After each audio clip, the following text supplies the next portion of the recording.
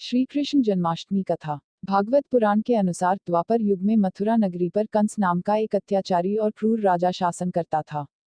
अपने पिता राजा उग्रसेन को गद्दी से हटाकर वह स्वयं राजा बन गया था। मथुरा की प्रजा उसके शासन में बहुत दुखी थी, लेकिन वह अपनी बहन देवकी को बहुत प्यार करता था। उसने देवकी का विवाह अपने मित्र वासुदेव से कराया था।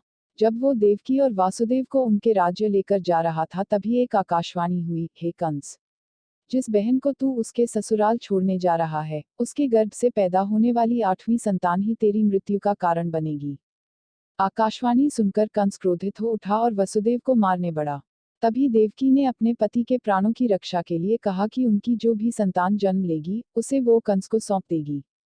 कंस ने बहन की बात मानकर दोनों को कारागार में डाल दिया। कारागार में देवकी ने एक एक करके 7 बच्चों को जन्म दिया, लेकिन कंस ने उन सभी का वध कर दिया। हालांकि 7वीं संतान के रूप में जन्मे शेष अवतार बलराम को योगमाया ने संकर्षित कर माता रोहिणी के गर्भ में पहुंचा दिया था। इसलिए ही बलराम को संकर्षण भी कहा जाता है। आकाशवाणी के अनुसार माता देवकी की 8वीं संतान के रूप में स्वयं भगवान विष्णु कृष्ण अवतार के रूप में पृथ्वी पर जन्मे थे। उसी समय माता यशोदा ने एक पुत्री को जन्म दिया। इस बीच कारागार में अचानक प्रकाश हुआ और भगवान श्री हरि विष्णु प्रकट हुए।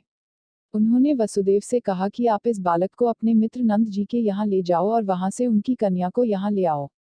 भगवान विष्णु के आदेश से वसुदेव जी भगवान कृष्ण को सूप में अपने सिर पर रखकर नंद जी के घर की ओर चल दिए।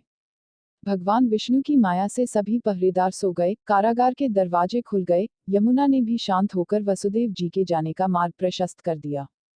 वसुदेव भगवान कृष्ण को लेकर नंद जी के यहाँ सकुशल पहुंच गए और वहां से उनकी नवजात कन्या को लेकर वापस आ गए। जब कंस को देवकी की 8वीं संतान के जन्म की सूचना मिली, वह तत्काल कारागार में आया और उस कन्या को छीनकर पृथ्वी पर पटकना चाहा, लेकिन वह कन्या उसके हाथ से निकलकर आसमान में चली गई। फिर कन्या ने कहा, हे मूर्ख कंस, तुझे मारने वाला जन्म ले चुका है और वह वृंदावन पहुंच गया है। अब तुझे जल्द ही तेरे पापों का दंड मिलेगा। वह कन्या कोई और नहीं, स्वयं योगमाया थी। कृष्ण भगवान का जन्म द्वापर युग में माना जाता है।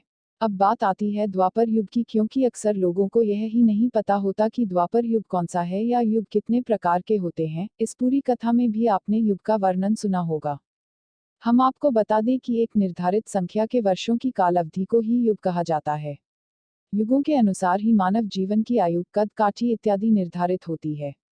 सनातन वैदिक हिंदू धर्म के अनुसार 4 युग होते हैं, जिनके नाम क्रमशः सतयुग, त्रेतायुग, द्वापर युग, कलयुग हैं। इनके काल अवधि निम्नलिखित है।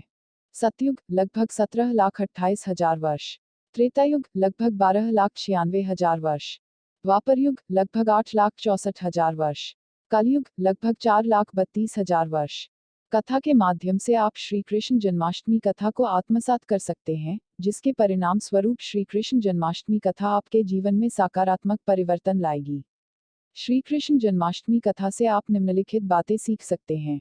अन्याय, अधर्म और क्रूरता का नाश करने के लिए भगवान पृथ्वी पर अवतरित होते हैं। भगवान मानव शरीर में रहकर मानव जैसे कष्टों को सहकर ही नर से नारायण बनते हैं। धर्म का अर्थ है धारण करना सत्कर्मों को, धारण करना सद्गुणों को। मानव को मानवता के मार्ग पर चलकर ही मुक्ति मिलती है। भक्ति भाव और समर्पण भाव के माध्यम से ही ईश्वर को पाया जाता है। आशा है कि आपको श्री कृष्ण जन्माष्टमी कथा यह जानकारी से भरपूर लगी होगी। जन्माष्टमी कथा जानने के बाद श्री कृष्ण जन्माष्टमी पर्व मनाने के लिए आप अपने घर में पूरी आस्था के साथ लड्डू गोपाल की सेवा करने का संकल्प ले सकते हैं। श्री कृष्ण जन्माष्टमी पर उपवास रखकर और दही हांडी उत्सव के माध्यम से भी श्री कृष्ण जन्माष्टमी पर्व मना सकते हैं। दही हांडी बाल कृष्ण की लीलाओं का प्रतीक मानी जाती, इसलिए इस लीला से मिलने वाला रस आपको कृष्णमय कर देता है। जय श्री राधे कृष्णा। राधे राधे। जय श्री राधे कृष्णा।